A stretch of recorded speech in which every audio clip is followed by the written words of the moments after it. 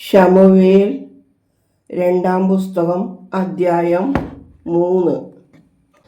ശൗലിന്റെ ഗ്രഹവും ദാവീദിന്റെ ഗ്രഹവും തമ്മിൽ ദീർഘകാലം യുദ്ധം നടന്നു. എന്നാൽ ദാവീദിന് ബലം കൂടിക്കൂടിയും ശൗലിന്റെ ഗ്രഹം ക്ഷയിച്ചും വന്നു.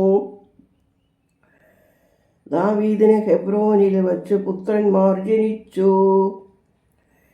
യെസ്രീൽക്കാരിയായ അഹീനോവാം പ്രസവിച്ച അബ്നോൻ അവന്റെ ആദ്യജാതൻ. കർമ്മേല്യൻ നാബാലിന്റെ ഭാര്യയായിരുന്ന ബീഗയിൽ പ്രസവിച്ച കിലെയാബ് രണ്ടാമത്തവൻ. ഗെശൂർ രാജാവായ അൽമായിയുടെ മകൾ